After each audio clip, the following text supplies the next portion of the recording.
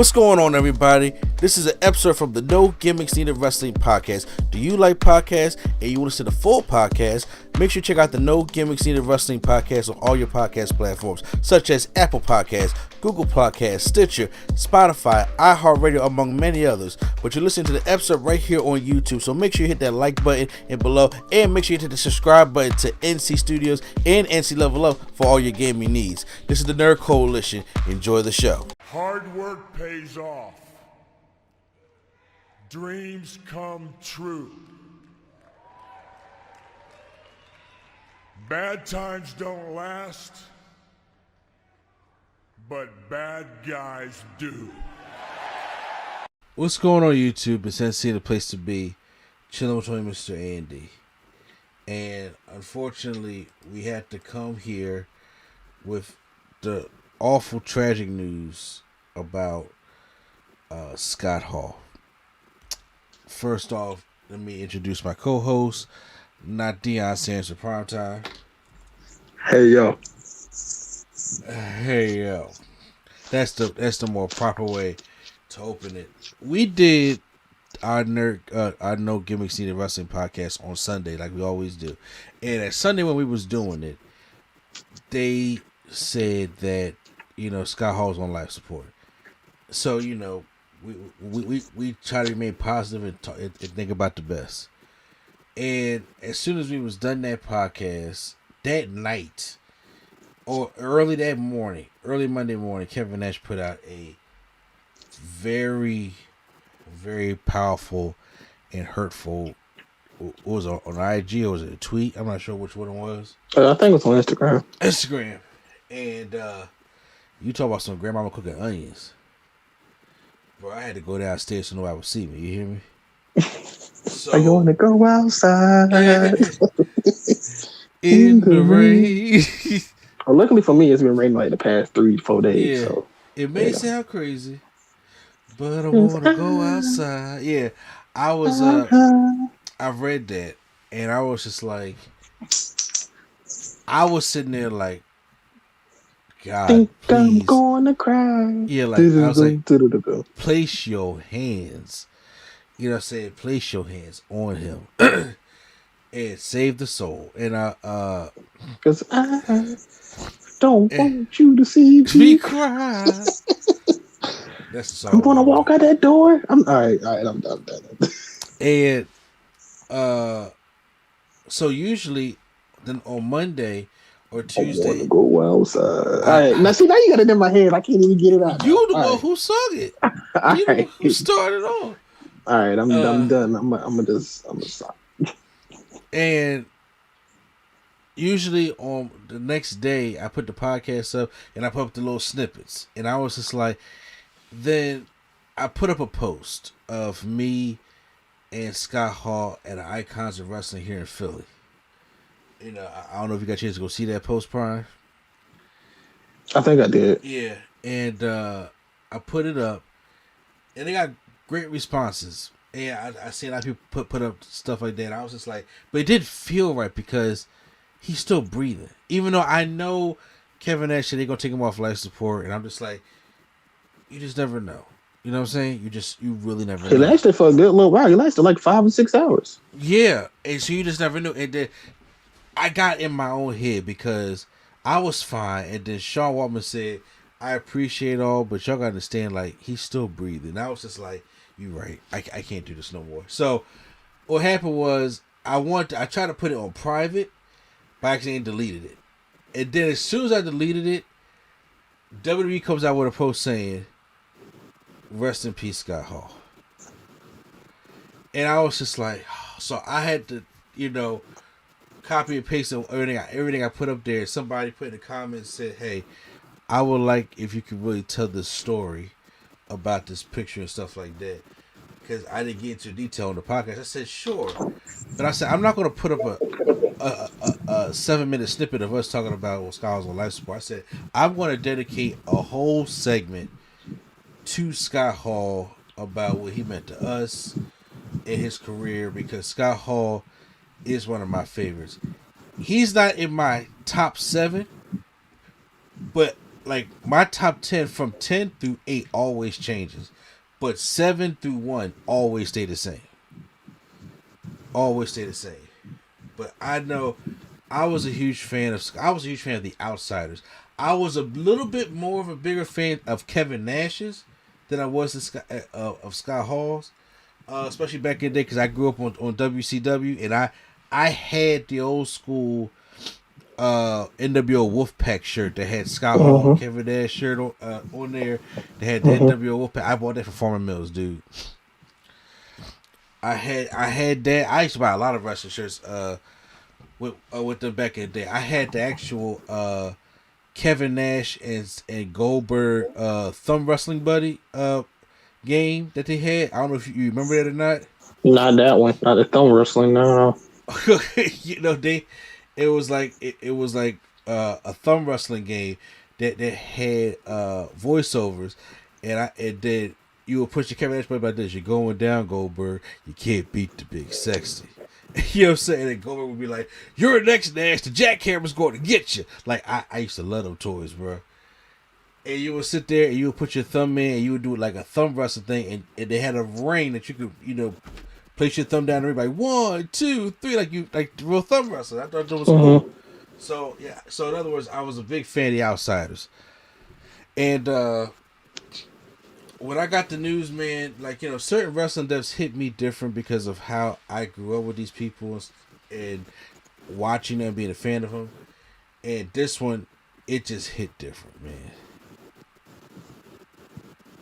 It really hit different. How did it feel for you? Like did it hit different? I ain't trying to make the pun on 2K22, but did it I hit was the different?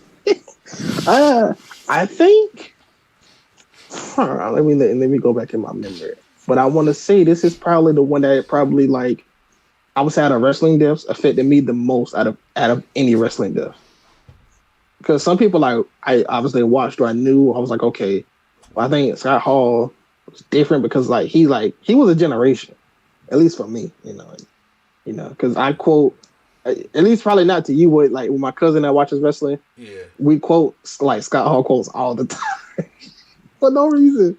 So, yeah. Well, So but I would do the same thing. I would do like in weddings or events where I would come in. I would always do the side scroll walk. yep. Everybody do the walk. Everybody do the Everybody walk. do the point because that's the point is Scott Hall too. People Yeah. don't really give him the credit for the little the I guess since DX took it, people think it's DX's. No, that's the Scott. Well, He yeah. does the point. Obviously, with the toothpick, with the hey yo. hmm And It then the when he get in the ring, he had the pyro. He like I don't know yeah. what you call that. Well, yeah. So that time is like I like that time too. But I've always said, I said this in my post, that when I talk about Scott Hall, I always like when using basketball because I'm a basketball guy.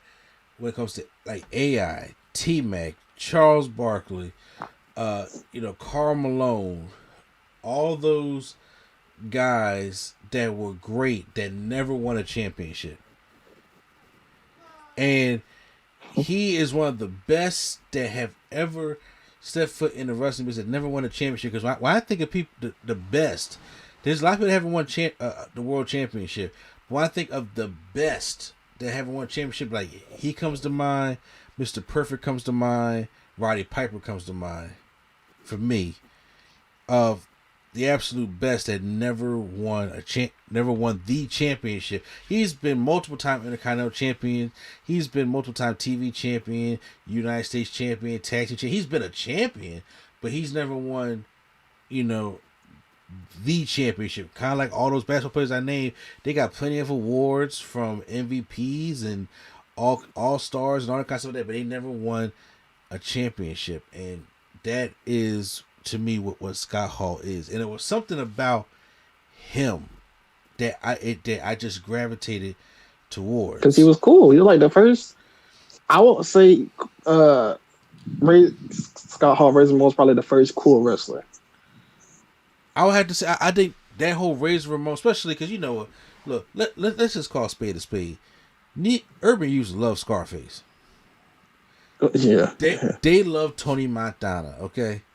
I particularly ended up a big fan of Tony Montana. I'm not even gonna get on the reason why I don't like Scarface, but that was a hot popular character, and him having that kind of take on it because Scott Hall was in the business way before Razor Ramon in the 80s, and he tried to do. He had that mustache. He had that mustache. He was trying to work with DDP. It was the Diamond Club, I think it was. He was trying to do, and it wasn't it wasn't working out. And he had a tryout at WWE, and they tried to sign him at WCW the first time. They didn't know what to do with him. Then he comes back, and then he does the whole Razor Ramon thing, and then he's the bad guy. They started doing the vignettes. Then he had that they hoisted him up in that championship match with Bret Hart in 1993 Royal Rumble, and I was just like, this guy I could get behind, but it's also when you watch like wrestling, so there's something that it's just something that back in the day, certain characters that they used to do, it's just that it's just related to certain people. Mm-hmm. And like I said, urban youths love them some Scarface. So when they see somebody acting like Tony Montana or having that kind of Cuban kind of cool thing about them, they naturally going to gravitate towards him. Yeah, but even with that, even if he wasn't doing the Scarface thing, he just knew how to make something cool. That's what I liked about him. Yeah. Because it's like, yeah, he did do the Scarface, but even when he wasn't doing that, he was still cool. I think he should have been called like Cool. He should have had Cool somewhere in his nickname. Well, it's funny because Kevin Nash had the Big Daddy Cool moniker, with Diesel. Yeah. That probably would have been better for Scott Hall, honestly, but you're not going there. But I do agree. First of all, I don't know if I want to get to my earliest memory. If I want to get into I'll say the Icons of Wrestling thing towards the end. But my earliest thing about Razor Ramon is because I was raised on WCW. I started watching WCW, and y'all already know about the whole Vader British Bulldog thing. And that's what my grandfather raised me on because he was a huge Ric Flair guy. So WCW Saturday nights was what my house was. I would every now and then try to see what WWF was doing. But at that time, it was Max Moon. Okay? It was, the Goon. It was, the Mountie. The Mountain. It was all these. I was like, I'm not into this. And don't get me wrong, we're not saying WCW had those gimmicks like Oz, or what I'm saying, or Vinny Vegas when Kevin Nash was over there at first, or how they would try to do their own kind of crazy ass gimmicks. But for some reason, like I said, you just named 2 Kevin Nash gimmicks. I did, which was terrible. They both was just terrible. But the things that was cool that I do at WCW was obviously like Sting. So I loved, it was I love Sting. I love Vader. I like Ron Simmons. I like Paul Orndorff. I like Too Cold Scorpio. Those were the guys that I liked that WCW had in those early days. It that gravitate towards me. Of course, I like Ric Flair. I like Starcade. I like all the things. I actually like Battle Bowl for that shit sucked too. But I like Battle Bowl and stuff like that. So I wasn't watching too much of Razor stuff. I didn't watch Razor stuff until I had to go backwards of when they first came to WCW at first. Mm-hmm. But when I tell you I went back to watch the Razor stuff, I was like, I gravitated towards Razor. I like Diesel. I like Shawn Michaels. Shawn Michaels is one of my favorites also. And I was like, I'm feeling this kind of new generation era because I kind of didn't watch it kind of live at the time. But I remember I was like, oh, this guy's cool. He's big. He could throw good punches. The Rock borrowed his punches, Mm-hmm. Because it was like Razor's punches formed into the Rock punches, which formed the Kurt Angle punches. I was like, they know how to do some good punches, okay? Because the shit Shane be doing right now, no, it's absolutely not. And it always amazed. I was like, yo, wait a minute, is he wrestling with the toothpick in his mouth? Because that's what it looked like on certain matches. Sometimes he would if it's a squash match. Yeah, I'm like, that's what it looked like. I was like, yo, man, I'll be worried if you gonna choke on the toothpick or not. So, but he was really good at what he did, and of course he had the infamous ladder match with Shawn Michaels at WrestleMania 10, which he does not get enough credit for. Mm-hmm. Because you know, Ric Flair always tells a story where Shawn Michaels went in the WrestleMania 10 and had a wrestling match with a ladder. I'm like, we not gonna disrespect Scott like that. We not gonna disrespect him. And first of all, people don't really understand that at '94 there were no ladder matches at that time. Yeah, it was the first one. Yeah, well, first because the second. Because I would say, don't let Brett hear you say that, because you know Brett was already mad that his concept was stolen. Because remember, him and Shawn Michaels did an untelevised one. Yeah, but it's not. If it's not televised, then is it the first? It did. See, I know, you know. I'm just saying, technically, I mean, they didn't have no footage or nothing back then. So I'm saying, like, I mean, they had the footage of the first ladder match between Brett and Shawn in WWE, because the ladder match was like a Memphis thing that they did. Just like they got the Rockers winning the tag team championships, but it didn't happen.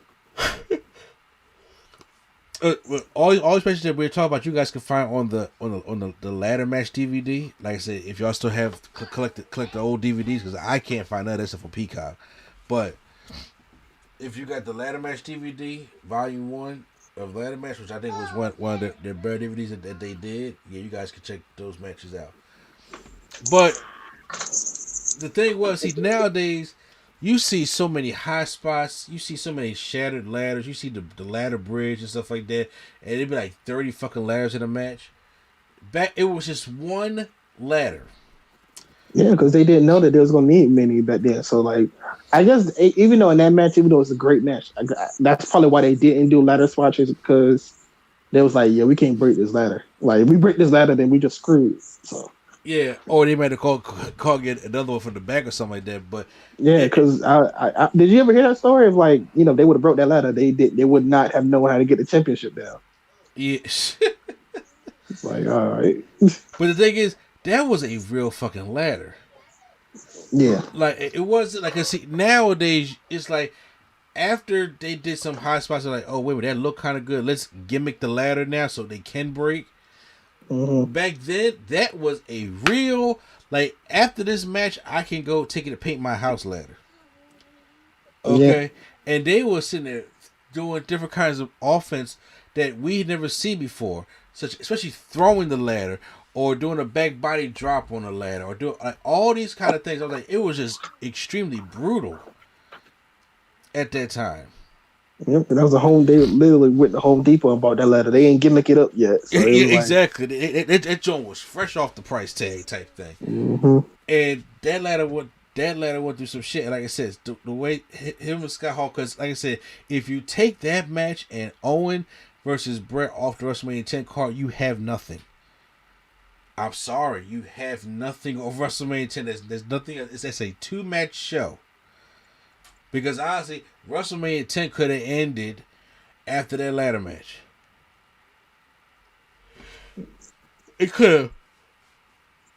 Then also, they ran it back and did the same thing again at SummerSlam. Even introducing even more kind of high spots in that match. Yeah, because they were smart enough, so they got more than one ladder. Exactly, because he was like, whoa, because we really could, that ladder could be, broken this time. But yeah, but there were still 2 real ladders.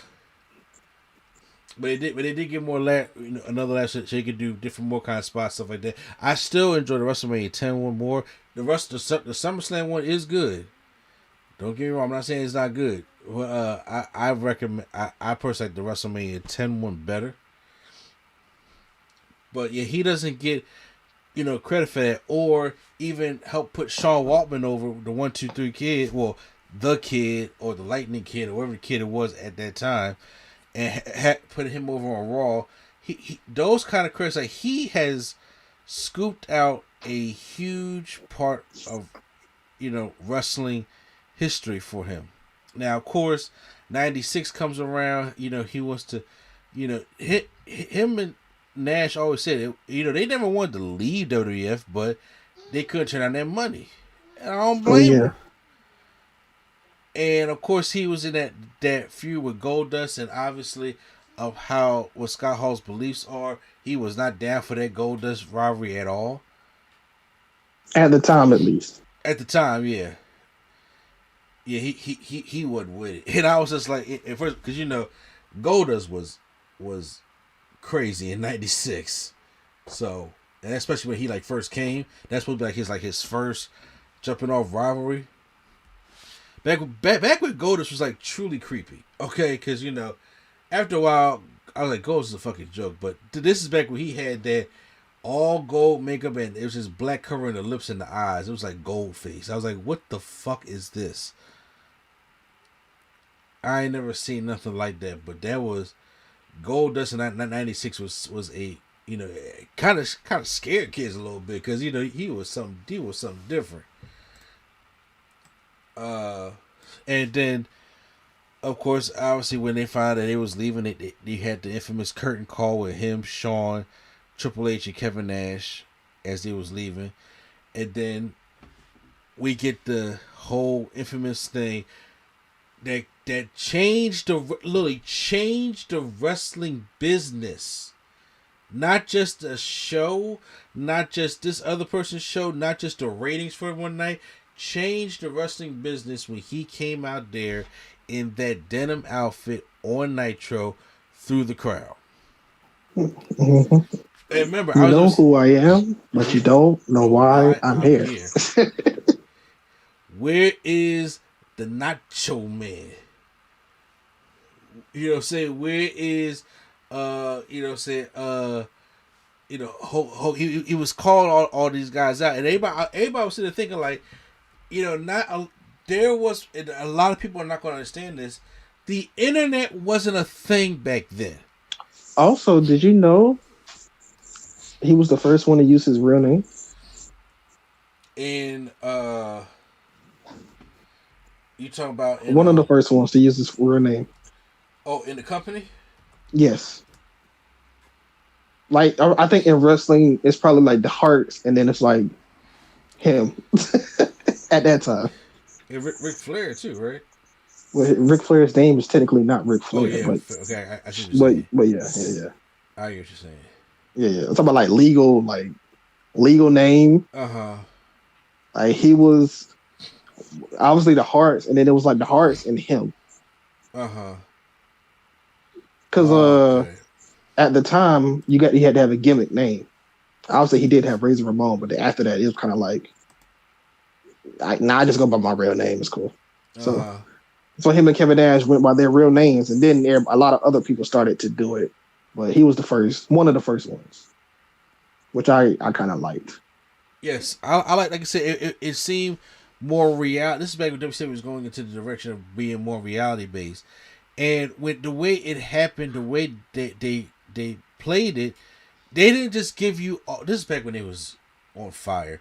They didn't give you everything they wanted, because after he came in there and left, that was it for that show. Everybody, what the hell was that?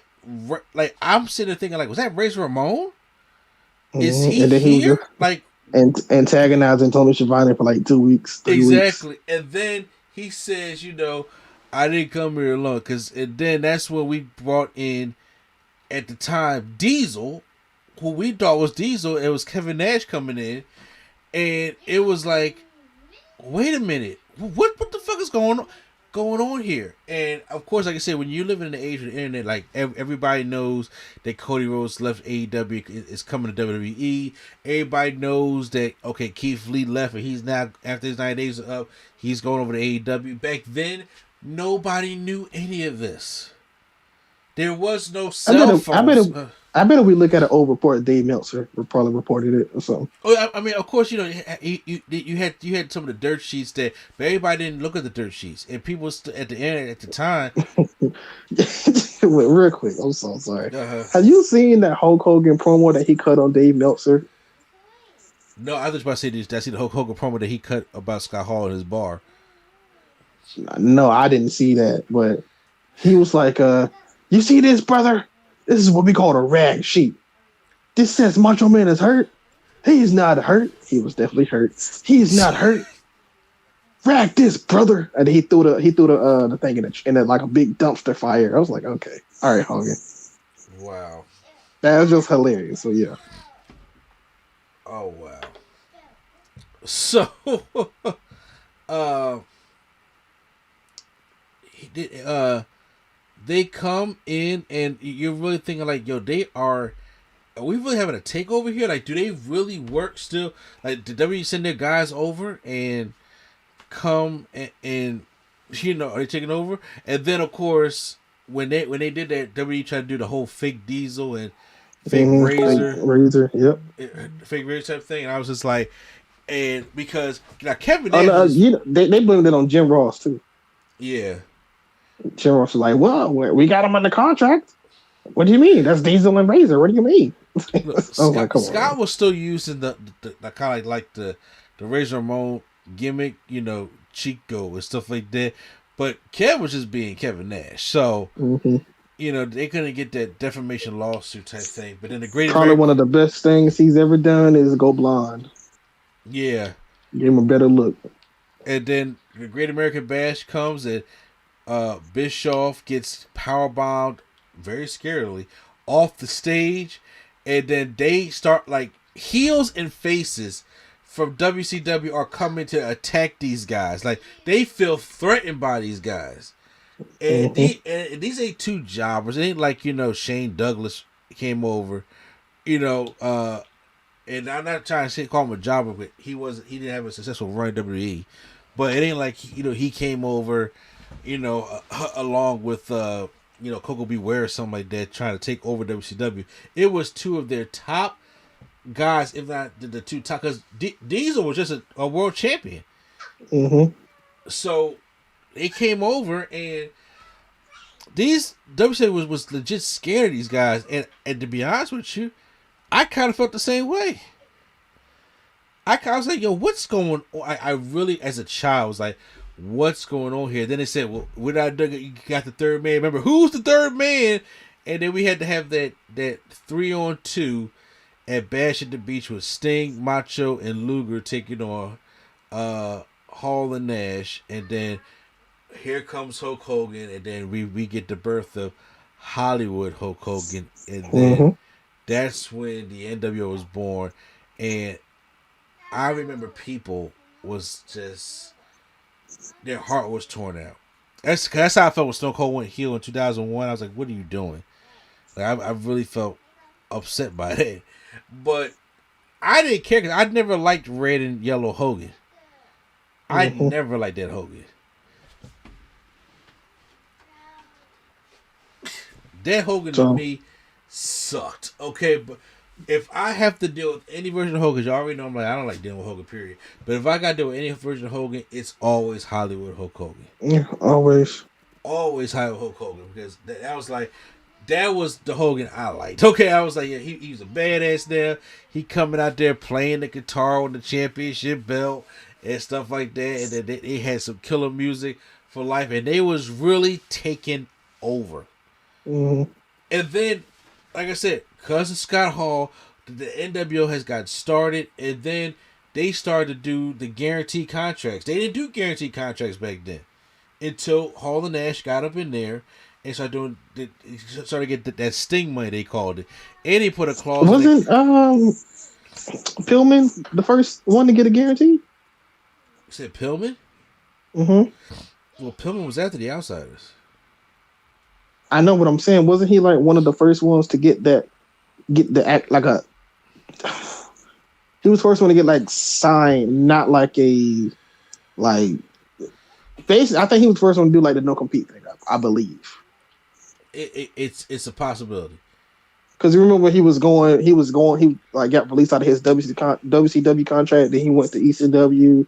Then he went to WWE. Then he went back to EC. Like he was just like, Vince was like, "Nah, you got to stay here." Yeah. So I believe Pillman was one of the first. So anyways, neither here nor there. You know, you're absolutely right. It's like I say, it's probably I gotta definitely go look it up. But they had like they was going for that Sting money, and they put a clause in there because Eric Bischoff was just throwing Ted Turner's money around. They were saying that if anybody comes and gets signed and they get paid more than us, we need to get bumped up to that. Mm-hmm. So they was this, crazy in making money in the WCW. And then, of course, you got to credit also, like I said, Urban used to love Toy Montana, they love the Razor Ramon. But it's like NWO brought the culture to wrestling. And when I say NWO, I'm not talking about Hogan. I'm talking about Hall and Nash. I remember in a shoot interview, and then Nash was saying like, "Yo, we was looking like we was trying to be innovative," and they remember they was watching Tupac, and they said, "Look, how Tupac used to wear his bandana to the front, opposed to how everybody used to wear their bandana, like in the back in a way." Mm-hmm. And then but look what happened. Scott Hall was wearing it like that. Kevin Nash No, was wearing it. that's a good Hall look for real. Yeah, because he had the black hair coming down, but he had the bandana tied up in the front. X-Pac wore, or Six wore hit the bandana like that. No, Kevin he wore his Nash. the right way. Say what? He was probably the only one that wore his the right way at that time. Yeah, and Kevin Nash was wearing the bandana to the front like Tupac. Like Tupac inspired them, and even Scott Hall will call Eric Bischoff Easy E. Mm-hmm. You know what I'm saying? Easy E. You know what I'm saying? And the way that Nash stayed with some FUBU shit on. How many times you see Big Sexy come out there with the FUBU jerseys on? Yeah, that was his. I'm telling you, FUBU was his brand. And you would have thought he got signed by him. Exactly. I'm just saying, like it's like LL Cool J and Kevin Nash, because that's what it was. That's what it was. And then on top of that shit, they had fucking C Murder rap the Wolfpack theme song when the Wolfpack came around. Just so they can throw the West Side sign. That's what it was. Wolfpack, West Side. I was like, yo, they did one for the culture at that time, man. And it was, and at that time, nobody was seeing. You see, the merger between rock, hip hop, pop, in wrestling all the time now. At that time, you did not see them blending the lines like that. At least I did. How do you feel about that? Yeah, I feel like they brought something to it. They brought their own style. Like, like instead of being a character, and it was kind of like because they were booking the show at that point. Yeah. It's kind of like they came in, they were outsiders, and they were like booking. So it's like, well, we can do whatever we want since we're booking the show, and I feel like they just did whatever they wanted. So yeah, if you won't see Murder, can you rap on this song? Sure. Yeah. Especially when it was one of the biggest shows at that time, on cable. Of course, I want to rap your song. All these people can hear my song. Or, of course, I would do this. I do that. Yeah, I just like the styles because, I remember Kevin Nash in an interview was saying Hogan was too Memphis. I think he said it was. Hogan is like a by-the-book wrestling dude, Mm-hmm. And he's gonna cut the promo. He's like, yo, we ain't trying to cut the promos that way, dude. When they was recording NWO, so he said, yo, we just trying to be us, and we just trying to be cool, and we try to do things that is not wrestling. Bringing Dennis Rodman in is not wrestling, okay? And it costs money, and then Eric Bischoff's all about let's blend. And at that time in the 90s, gangster rap was the hot thing at that time. In the mid 90s, and they was like, "Oh shit, we gonna associate that with NWO." Mm-hmm. Yep. Because there is no DX without NWO. You know they definitely tried to do NWA. They probably was like, no, we can't do that because the copyright. I was like, all right, we'll just change the A to the O. Wait, you said they tried to do what? They probably tried to be NWA because of copyrights. They couldn't be NWA, so it was like, just change the A to the O. I mean, it probably wouldn't make sense either, though. But yeah. They would have found a name, new wrestling attitude or something.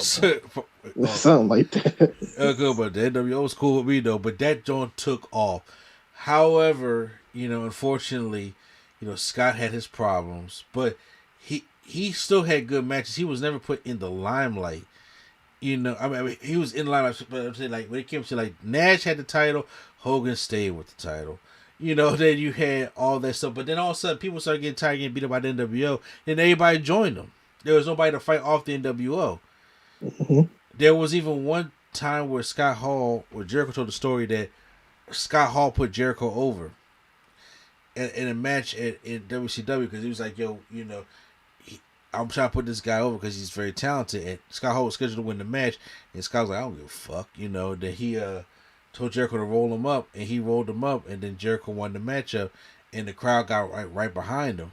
And it's like because and Jericho, he didn't get trouble for that because Scott Hall, took the heat if there was any heat for it, of doing that, and it's like he knows talent, and I guess that's one that you was talking about the icons of wrestling, and he could see it, and at the time when everybody was joining, because the NWO was fine when it was the three of them and six, I guess, and maybe when he added the Giant.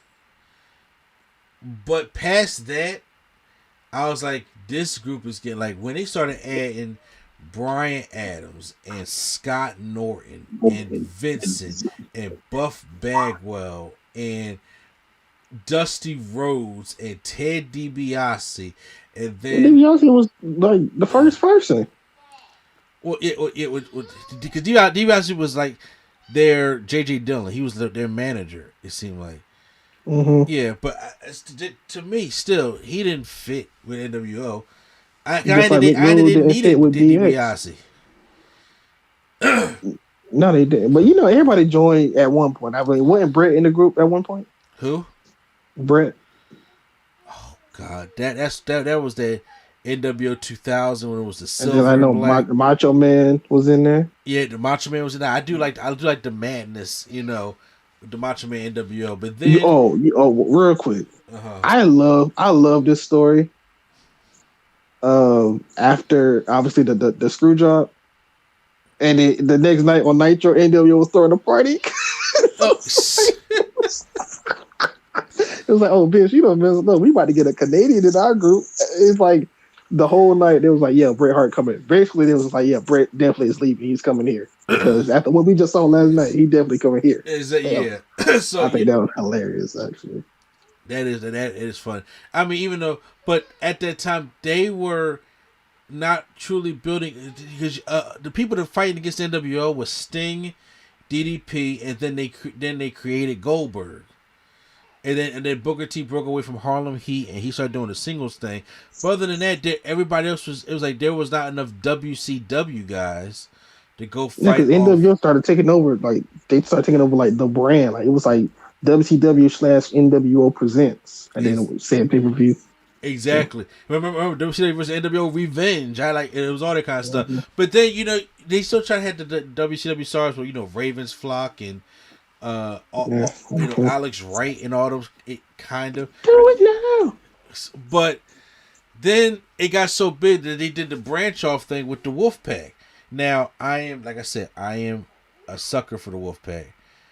I like the Wolfpack, but that's the first time I remember seeing like Hall and Nash at odds because Hall was still black and white, and Nash branched off and did his own group with the Wolfpack. And I like now when it was Nash, Luger, Sting, Conan, and Macho Man as the Wolfpack, I was cool with that. When Disco Inferno got there, I was like, you killed it. And then when they did the finger poke of doom and then they did the whole Wolfpack blends in with the NWO again, I was just like, this, I'm old because Hogan just had to be cool again.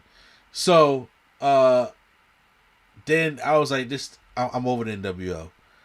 I'm really over the NWO because everybody keep getting their ass kicked by them. There's nobody, even Goldberg came and stopped him. He thought he could, but then, Scott Hall tased him and then it wasn't. So. Yeah, then obviously Vince brought him back after he bought him and Jeff Jarrett with the NWO 2000 was just a close the casket because it's over. Well, yeah. But then Vince brought him back, and it was just the main 3 and 6.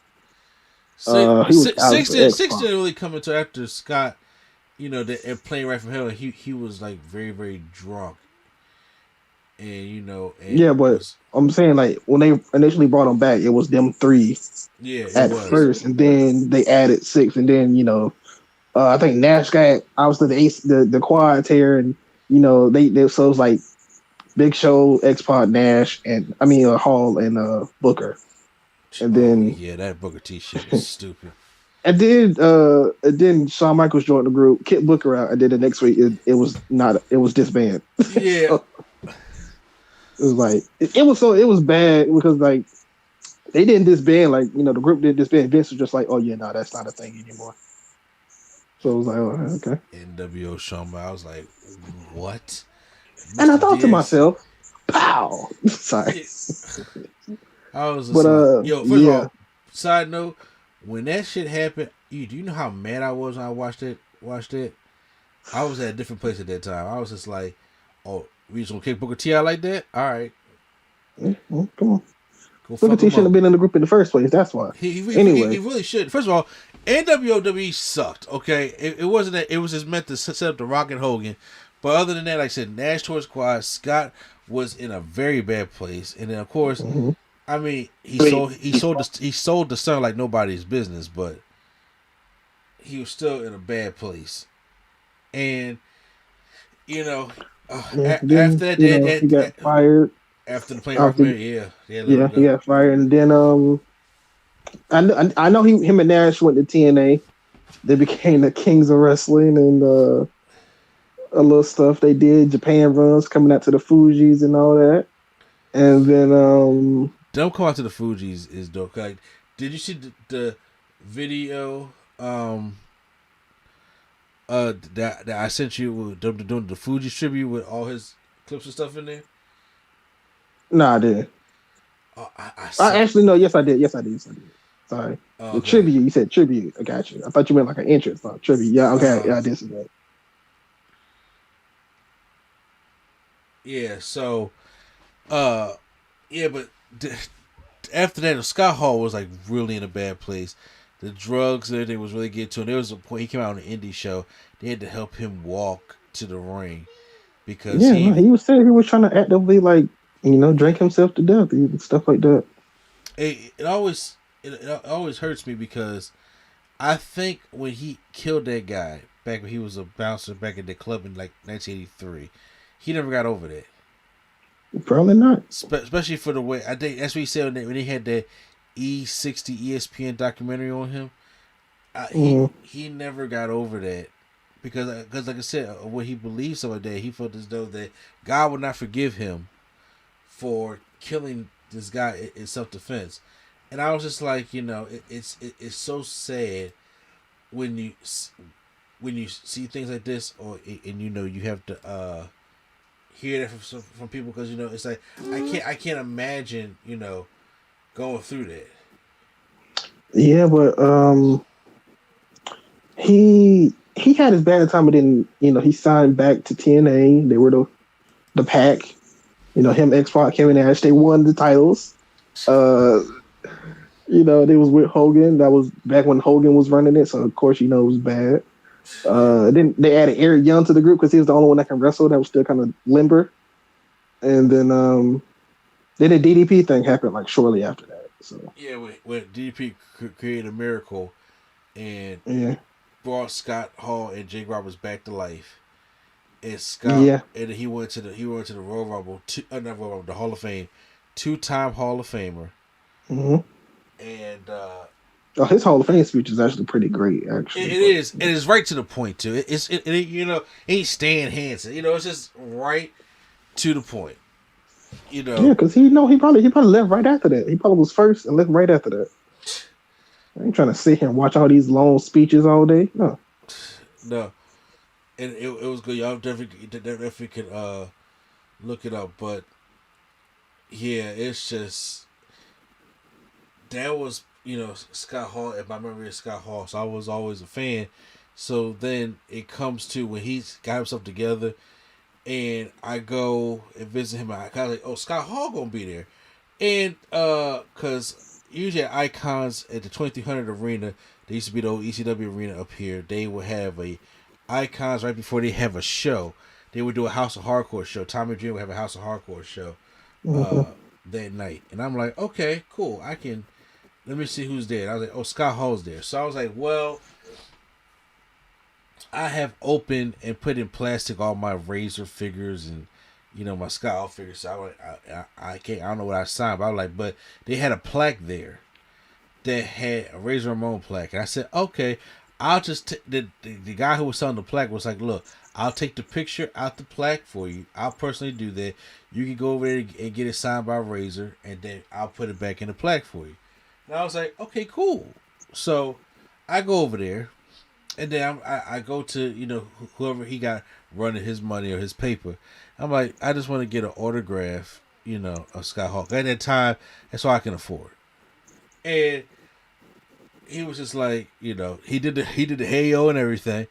And then he said, so who am I making this out to? And I was just like, at first I was just like, should I just be like, oh, well, make it out to me? I was just like, no, just sign it and be like, this bag up the bag guy and everything like that. He said, oh, you just want me to, I'll just sign it. So he just signed it. Looking back, I'm like, it should have been like made out to Brian or something like that, made out to me somehow, some way to personalize it. But what he did was, he gave me a picture for free because I didn't pay for that. Because you as you know, the pictures and the autographs are, are separate and stuff like that. And he was just like, yo, man, you want to take a pic for, for the phone and stuff. I was like, sure, I'm not turning that away. And I took the picture with him, and then I walking away. He was like, hey, yo, man, I like your shirt, but what do you think of Adam Cole? And I was just like, oh, I think he's cool. And I tried to walk off because I'm just like, I don't know if you got a line, if you allowed to be talking to me, something like that. And he was just like, he said, hey. And then he pulled me to the side. This is the true story. And he pulled me to the side. He said, you know what, look, I think Adam Cole is an excellent wrestler. And he said, but it's just that, he's not getting over. And I was like, well, Undisputed Era is getting over NXT, but I just don't want him to go to the main roster. He said, no, what he need to do, he said, guys like that need to go to the main roster and make all that money and stuff like that. But you know what? You got to be able to transition to the main roster and see. That's why Sean is down there. But see, Sean's on that old PC shit right there. And he said, Sean be all sitting there like, all right, that's good. You gotta try a little hard, get a little better. I'm like, yo, bullshit. He said, yo, back in the day, Sean would sit there talking about, yo, get off your fucking ass, you fucking pussy. What the fuck? And he was telling me all this. I was like, yo. And he said, yo, you take a guy like Apollo Crews, right? He said, if he was to put all that talent that he had and put it together, like, Sean got in his ass like that, he'd be making fucking millions on the main roster right now. And I was just like, yeah, you know what? I can't argue with you on that one because I am a huge fan of Apollo Crews, and nothing seemed to be working at that time. Nothing was working for Apollo Crews. And he said, man, he said, I wish Sean would get more, get into their ass more and stuff. And I was just like, yo, huh? No, that's enough. Oh yeah, and I was just like, I was sitting there intrigued and everything like that. I was like, but NXT seems to be a better show. Every time the main roster goes on there, they don't know how to use stuff like that. He had the mindset of, Scott has admitted he's about the money. He about the check. It's like college football. You get the money first. So you make sure you get paid and get the money first. This job is not forever. And then especially in wrestling, when you get the money, you kind of just check out sometimes. Yeah, you do. Some people do check out. I say once again, he is from a different generation, though. Where they sometimes it's like you pay them and they get better or they get worse. It all depends. And I'm not saying Adam Cole. I think Adam Cole has the passion for wrestling, obviously. And I was just like, "What did you say passion?" Huh? No, okay. No. I was gonna say that song. No. Oh. And with Adam Cole and Undisputed Era at that time, it's like, NXT is the right place for them. But, the main roster, I mean, like I said, maybe if Sean was the old Shawn Michaels, I guess he was saying, the way he would get into people's ass, stuff like that. Maybe they's gonna work, but I don't think the generation changed and stuff like that, and it probably wouldn't work the same way. But we had a good conversation over there. He was telling me the ins and outs, basically the wrestling business and what's going on in NXT, because he be going down there sometimes. He said, when Hunter we ask him to come down there, and all the click and stuff like that, they be down there. It'd be dope. So I was like, and he would tell me what's stuff going on down there. We talked for about 15 minutes, and when people was coming to the line to get autographs or pictures, they was paying his guy. He was still talking to me. It ain't like he said he wasn't rude to them and saying, "Yo, hold on, Chico." It wasn't that. He was just talking to me, and they could kind of like wait. And then when I was done, I left. He went on and talked with them, and start having conversations with other people. And I was like, I like that. I like that. I like that out of people, because I have met some wrestlers that look like they could be anywhere but Seth Rollins. I met him and he was just like, I could be anywhere else but here. I mean, have you seen his wife? Of course he can be. This before he married Becky. Oh well. This is back when Seth was still in. I've met when it came to wrestling. Was he just a heel, or was he just playing you in the character? Let's see. I met Seth. This is when was it heel Seth and he was just in character? Is that what it is? I can't. I'm trying to remember what year it was, because it could. Because I know somebody that got jabroni by the Velveteen Dream when he was in character. He got mad for real. Well, he's in character. I understand. I understand when you see people in character. Like this, I've met the nicest people I've met, because sometimes when they're in character, sometimes when they're not. Yeah, but I'm saying like where he was at, he was expecting like he was at the PC for like a it was like just like a exclusive event. It was like a party. Yeah. So obviously you would expect him to just be himself and not in character, but Velveteen was like, "Nah, I'm in character." Yeah. Like Sheamus, Scott Hall, Roman Reigns, Daniel Bryan, Mickey James, Melina, were Sasha Banks, AJ Styles were some of the nicest people I've met. Oh, and Tommy Dreamer, and also those are wrestlers off the top of my head that I've met that were some of the nicest. Oh, and throw Dolph Ziggler in there too, because I met Dolph, and I'm a huge Dolph Ziggler guy. The ones that were not as kind, or I guess being in character, or not, or also throw Matt, because Matt Hardy, obviously I got deleted, so I was happy about that. The people that were not as great, I was like, okay, Seth Rollins, Randy Orton. I can understand Randy, because I'm a Randy Orton guy also. I was like, it didn't matter. Who else? I mean, I was just like, you could care less. New Jack. Stand New Jack. Roadkill. But Roadkill from ECW, you remember Roadkill? Well, he probably like, how do you know who I am? That's probably why he was upset. You know who I am? What do you mean? You want an autograph? And I got to do stuff here? most of the time, the people that I've met have been great. Like, Leo Rush, Brian Cage, Tony Atlas, Too Cold Scorpio, Raven. I've met. I've wanted to meet Kevin. I didn't get a chance to meet Kevin. I wanted to meet Vader, but Vader died. So those, but most of the time, 90% of the wrestlers I've met have been just great to me. And the ones that go above and and John Cena, of course, but the ones that go like above and beyond to just make it a more personable or personal event, Scott Hall was that person. Sheamus was that person. John Cena was that person.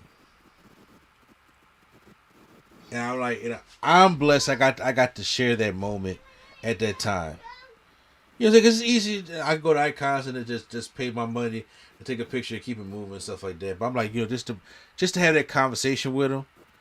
And like I said, it could have been about nothing. You didn't even have to agree with him and stuff like that. But just him pulling me to the side and want to talk to me, is what it is. So, that was my Skull story. That's why I say it just hits different. Because I felt like this when Vader died. And I was upset that I wasn't able to get a chance to meet him because I was ready. I was there to meet him. And then he had to call out, basically, from the event. And then that's when, a couple weeks later, he died. And I was like, the fuck?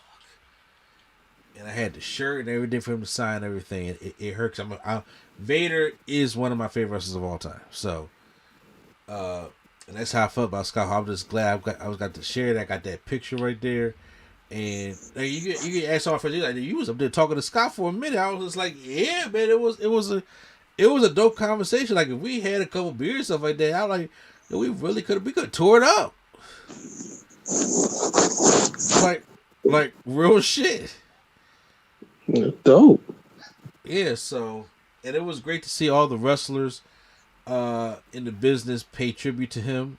Britt Baker came out and had the whole Scott Hall black and white, oozing down gear. MSK had their NWO shirts on NXT, and people have been doing a lot of tweets. It's hurtful, man, especially when you see. Yes, he's the bad guy, but Scott Hall just impacted the wrestling business like no other, and started the modern wrestling business, man. Is there anything you want to add to that? Yeah, I met Scott Hall a few years ago at a convention I was working at. I was hosting a panel. I hosted his panel actually. Him, Nash, and X Pac. Yeah. And before they even knew I was hosting it, I was just like, we were watching. I think we were watching like Tully and what's the other guy? What's Tully's? What's Tully's? What's the tag team partner of Tully? That's not Arn. Barry Windham. Nah, it wasn't. It was. Is he alive? Barry Windham's still alive. Okay, so it might have been like Tully, Barry Windham, J.J. Dillon, and Magnum T.A. Oh, Magnum T.A. man, hey, that's my. So it was like them four, like getting interviewed in like the stage area or whatever. And I was in the back watching, like, when you're in the back, like, the way that this thing is set up, right? You know how, like, when people sign autographs, it's like a curtain. Yeah. When you're in the back, their curtain is right there. So, like, I was sitting in the back, and all they did was just, like, come from behind the curtain because, obviously, they just came from behind the curtain. So, like, Nash comes on my left, Hall comes on my right, next pocket standing over me. And they just talking. And like I'm kind of just in their circle, so they just started talking to me, and I don't know, I just thought it was dope. That was before they even knew I was interviewing them. So then later when it comes and I'm backstage and they're like, "All right, this is your interview." They're like, "Oh, it's you again." I'm like, "Yeah, it was me." So yeah, I thought that was dope. What you talking about? They was talking about this announcer. They said he was a terrible interviewer. No, because like they was like he's not even letting them talk themselves. He's not even letting them tell the stories. He's just cutting them off, and he's just doing this. And I'm like, oh, well, yeah. Like the guy would interview them, and then he would like, they'll be telling the story, and he'll kind of cut them off and be like, yeah, I heard that one. Yeah, or stuff like that. I was like, nah, you gotta let them tell the story. And I was like, yeah, okay, and let them tell the story. This is obviously before I had the podcast and all that anyway, but. It's just I was like, yeah, that's kind of it was dope. Like, and they were just talking, and then I'm just like in the circle. They just like took their conversation that they was having, and they just like included me in it. And I was just in their conversation for like 20 minutes because they was like on break. You know how like when you go on break and they gotta put the sign on your table. Yeah. And they just went on break, went behind the curtain. Behind the curtain, it was like a ring set up with a stage, and they just kind of just, uh, just watched the interviews at that time, like the panels. Jake Roberts had one. He was getting interviewed, and Ricky Steamboat came in there. He was like, I want you right here on the floor. He was like, if I DDT you on this floor, none of us are getting up. He was like, yeah, you're right. So I don't know, I just thought it was funny. But yeah, no, that whole day was cool. Yo, I almost knocked Ricky Steamboat to the floor at one point, and I was just like, everybody was like, "Yo, you about to get DDT'd right on this concrete floor." I got scared for a moment because he did the fight supposed to be and everything, and I was just like, "Oh my god, I'm about to Nah, die." that con was cool too, especially at that con. Like, at that moment, that was the first year of that con. And, like Oh, okay. now, since I kind of still work, I didn't do it last year because I was like out, but I'm gonna do it this year. This year we got a lot of people coming. They got the Hardys coming. They got a lot of people like that's gonna be there. Angle and all that. So I'm kind of excited. Hall and Nash was supposed to be there, obviously, but Yeah, I don't even think Nash might go anymore because he's probably just not even in the mood for wrestling like in general at the moment. I don't blame him. But yeah, so they were supposed to, but at that time it was just nice, like of them to be so cool and so calm and just walk up to a random stranger that you don't know and just start like talking. I don't know. I just thought it was cool. But Yeah, yeah, yeah. I need to post like a picture from that panel or something. I need to find my pictures from it. Yeah, like I said, so I made sure I post my picture up there that I took when I was glad he didn't even take that picture. It was dope, and I was just like, man, because there had to be, as I think about it, because I had my buddy's NXT Championship with me. That had to be the show before the Evolve show, because I remember when Evolve came to the 2300 Arena, and they were getting recorded to be on the WWE Network. Okay.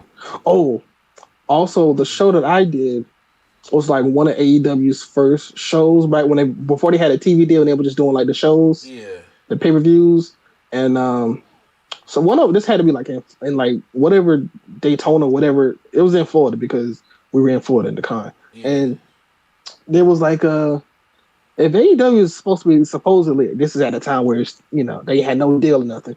It was like if AEW is supposedly supposed to be the second best wrestling company, and they have a pay per view tomorrow or whenever, why haven't I heard of it? And I'm living in the city that the pay per view is in.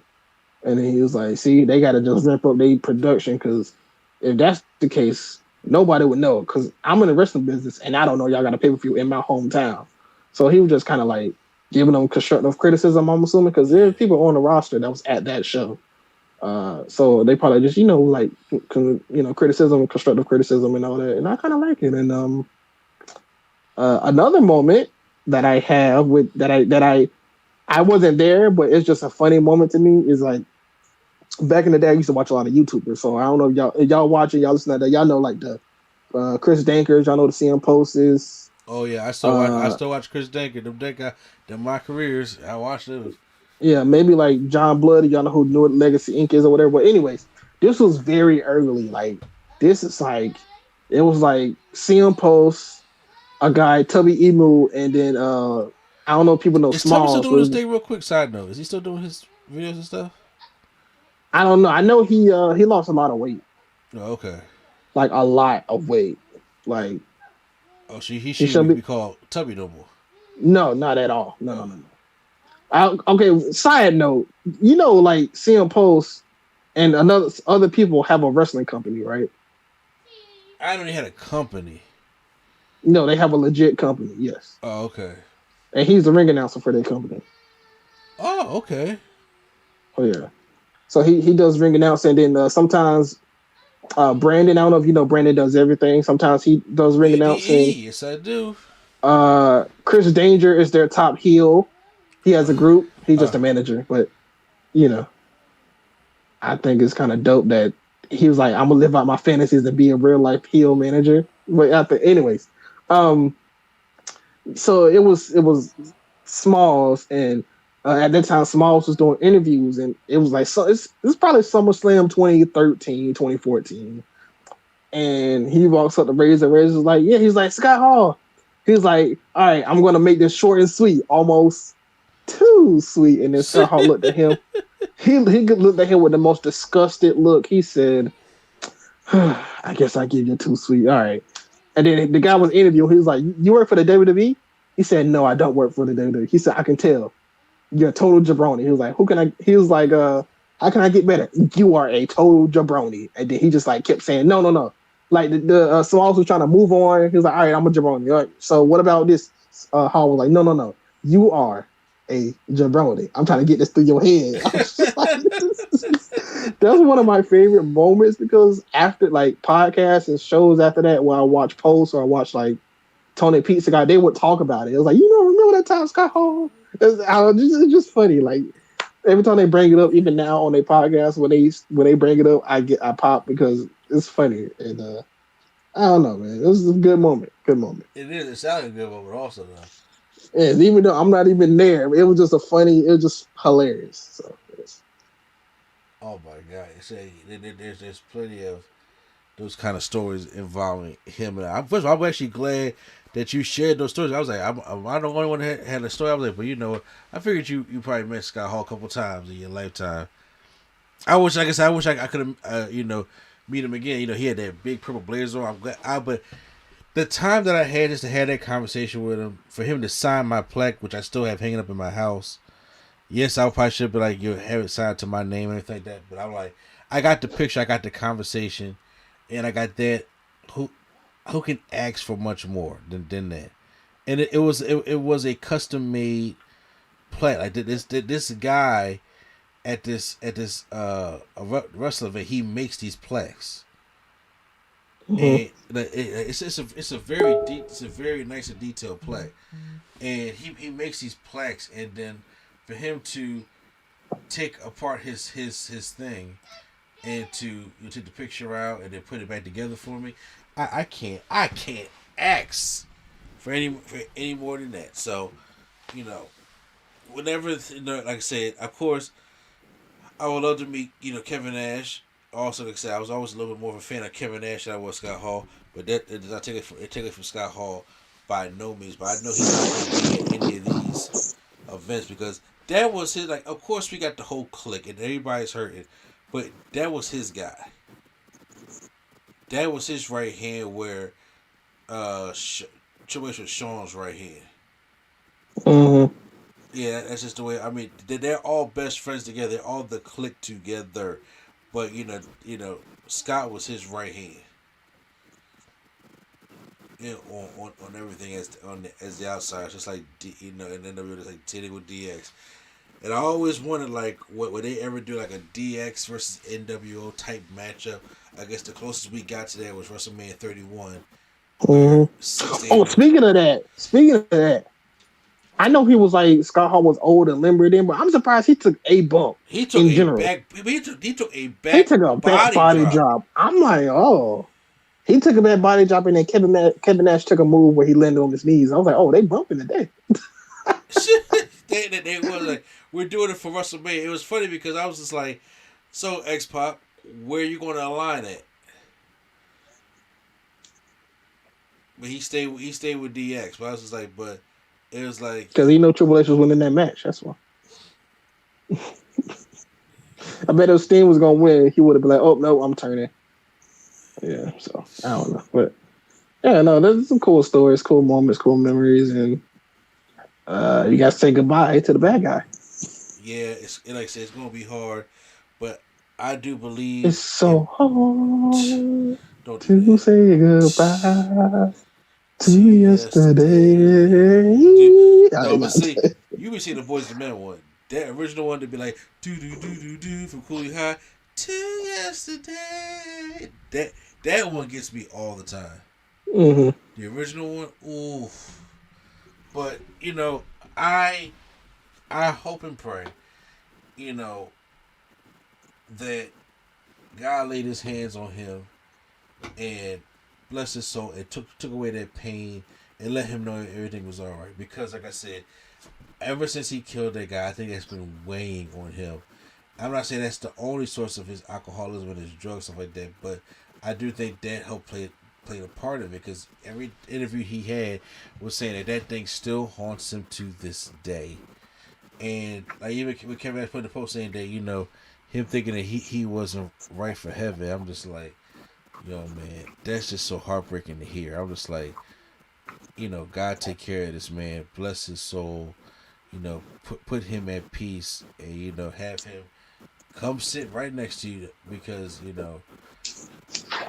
he needs that. And Mhm. I'm not afraid to say that neither. But yeah, he needs that. And like I said, I hope in the afterlife he does get that closure. Hey, hey, funny short thing. Somebody said, "I hope he don't get there and throw a toothpick at God on the first day." Yup.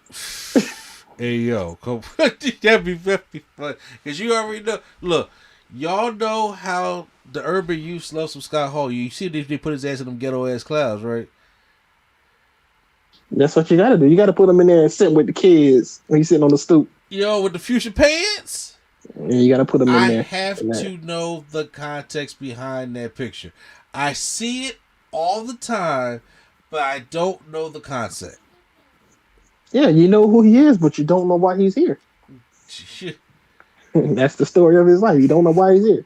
I You don't know know. who he is. You don't know why he's there. So He yeah. probably try to get a. He probably try to get a good place for Eartha House. That man was in the hood. You know what I'm saying? He's Oh probably man. not scared to go to the hood. So yeah, that's probably why he probably ain't. He'll go there. No, He'll mind. bro, you gotta have some heart going there with some future pants on. Yep. Especially when you make anything work. Oh yeah, of Yeah. course. So, yeah. So toss your two picks out and raise one for the bad guy. Rest in peace, Scott Hall. My sincere condolences go to the clique, his family, Mm-hmm. his friends, because Yep.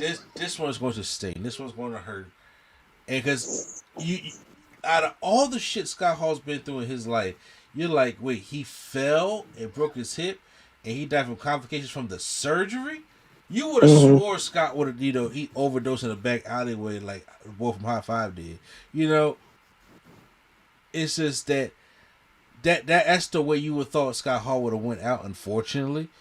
Mm-hmm. But the way it's just like he just fell.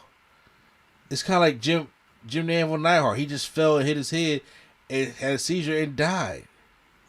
When old folks fall, you know, Well, not old folks, but these are not old folks. These are just folks that have been wrestling. That body just have trauma. you're right. That because he only 63 years old here. He wasn't old. Yeah.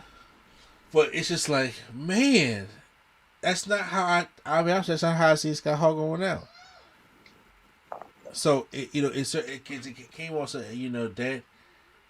that stuff just hurts, and of course they got to do a funeral and they got to do all this kind of stuff, and there's just a lot to get prepared for, and that stuff is gonna hurt. And I feel for Kevin Nash. Like if there are people out there that are truly friends of this man, go see him. Don't call him, don't text him, go see him. Like the Dougie Fresh said, when things like this happen and there's grief, you go. If they're a friend of yours, you go see that person. Because that visit makes all the difference in the world. Mm-hmm. That makes all the biggest difference in the world. And his family, if they all know, like I know his son was wrestling in New Japan, right? Not anymore, but he was. Oh, where's he wrestling at now? Is he still I don't wrestling? know. His son probably retired. I don't know. Oh, okay. Yeah. Well, whatever it is, I'm like, you reach out to these people, and you go see them. And I'm pretty sure, Sean and Triple H is like, they all going and they all meeting up and with Kev and talking to the family and things like that. So, and like the other fellow wrestlers been very supportive. Yes, Hulk Hogan did talk at his bar down in Florida, giving a little tribute No, to I his don't man. care. Yeah. It was funny because somebody put on his before that he uh put something on IG about Tom Brady retiring. They was like, "Hey, Scott's fucking dying. Can you say something about Scott Hall?" And I was just like, "Here we go." Because look, I was like, we had to wait till he got to the bar, and talk at his bar, opposed to remember when Zeus passed away? Oh, I won't need a minute.